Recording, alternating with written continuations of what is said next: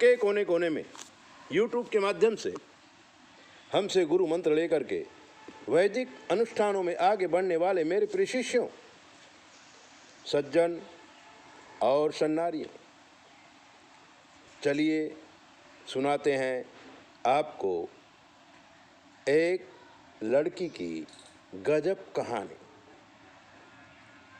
गुरु, शुक्र और केतु। उस लड़के के 7वें भुवन में बैठे हुए थे। जिस लड़के के साथ सुल्तानपुर की दुबे जी की बेटी की शादी हुई थी, कुंडली भी मिलाई गई थी, गुण भी बराबर मिलते थे, धाम धूम से शादी हो गई थी। और सुल्तानपुर की निर्मला शादी करके बॉम्बे आई थी। उमंगे थी, पति पढ़ा लिखा बहुत था, कमी सिर्फ इतनी थी कि उसको नौकरी नहीं मिली थी, लेकिन घर सुखी संपन्न था।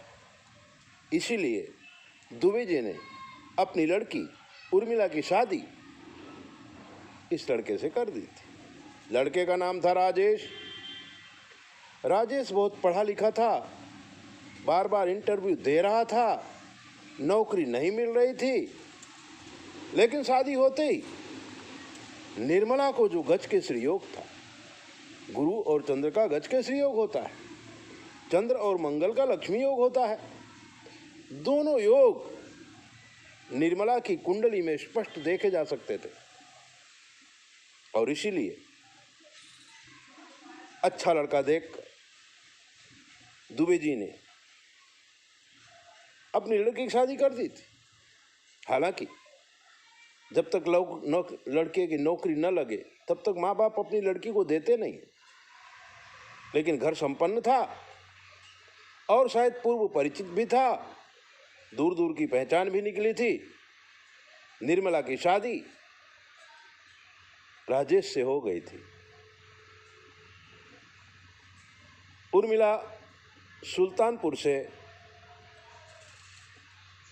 एक बड़े घर की बहू बनकर बंबई आ गई थी। बंबई के परा विस्तार बोरीवली में अच्छा मकान था।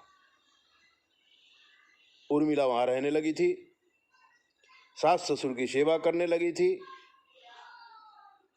और 3 महीने बाद राजेश ने इंटरव्यू दिया था और सरकारी ऑफिस में वो सिलेक्ट हो गया था। नौकरी अच्छी मिल गई। दोनों पति पत्नी खूब खुश थे और घर के लोग भी कहते थे कि हमारी बहू के पैर बहुत अच्छे हैं। जब से हमारे घर में आई है तब से सब कुछ अच्छा अच्छा ही हो रहा है। मित्रों, क्योंकि उर्मिला को लक्ष्मी योग और गज केसरी योग था, कोई ग्रह खराब नहीं था। 1 साल निकल गया, उर्मिला गर्भवती हुई, एक सुंदर बेटा पैदा हुआ। घर के लोग काफी खुश थे, राजेश भी काफी खुश था। लेकिन गुरु, शुक्र और केतु पत्नी भुवन में होने से और नौकरी लगने से राजेश को मानसिक टेंशन होने लगा। वो उर्मिला जो लक्ष्मी मानी जाती थी, उसके दिल में उसके प्रति थोड़ा थोड़ा अभाव पैदा होने लगा। तो गुरु, शुक्र और केतु अपना प्रभाव दिखाने लगे। उर्मिला बहुत ही अच्छी लड़की थी, घर को अच्छी तरह संभाल लिया था, घर के लोग भी उसे मानते थे। लेकिन पति राजेश कुछ उखड़ा उखड़ा रहने लगा था। और जब मनुष्य की मानसिक परिस्थिति ठीक नहीं होती है, तब वो अपने आसपास के लोगों को एक झटके में पराया कर देता है। राजेश ने भी यही किया। बारंबार वो उर्मिला को ताड़ना देने लगा।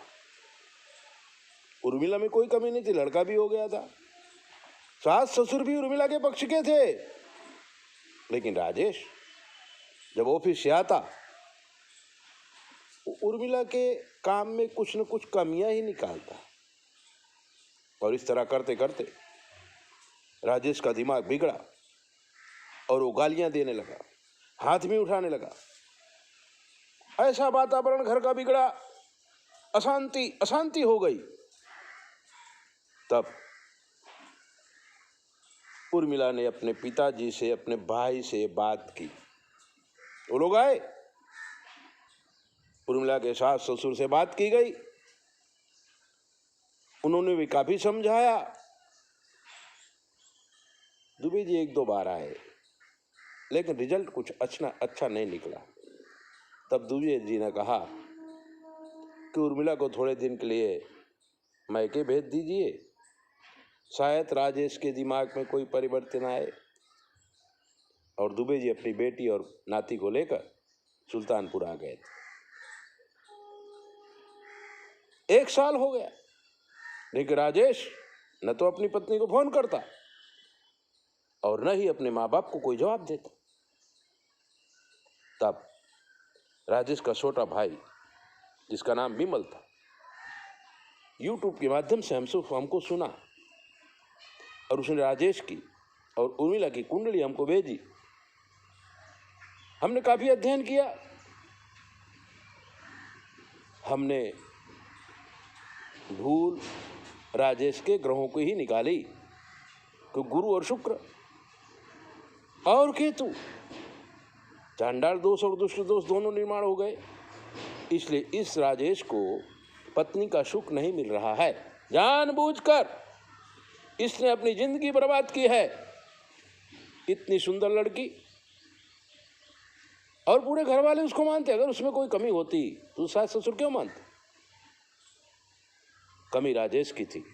हमने कहा ऐसा ऐसा करना पड़ेगा, तब उन्होंने वैसा किया और आज राजेश का दिमाग सुधरा और वो अपनी पत्नी को लेने खुद गया और इस संसार में सुखे से रहने लगा। ऐसी दिव्य बातें जानने के लिए आप हमारे चैनल को सब्सक्राइब करो, लाइक करो, और अगर आपके जीवन कोई कष्ट है हमसे पूछ लीजिए। शास्त्र के मत के अनुसार हम आपको जवाब देंगे। 9825200108। जय बोले, अपना ध्यान रखो।